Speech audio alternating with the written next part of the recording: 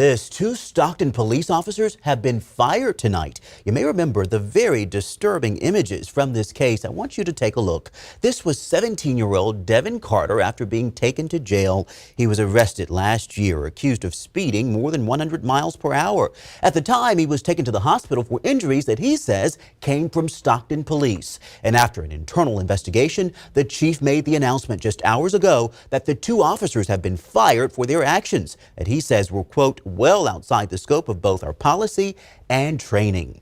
They are now former officer Michael Stiles, hired in 2018, and former officer Omar Villapudua, hired in 2016. And two other officers involved in the violent arrest returned to work this morning after all four were on administrative leave since that incident happened.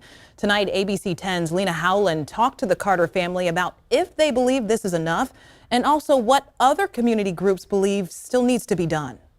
What I saw today was an effort to kill my son, is what it looked like. Jessica and George Carter, the parents of 17-year-old Devin Carter, had their first look at body camera video worn by the four officers accused of using excessive force on their son, pictured here last December. What I watched today, what I saw, the physical proof, all four officers need to be fired. Stockton Police Chief Eric Jones says he wants to hold his own department accountable. Striking somebody around the head and the neck can deliver very serious injuries.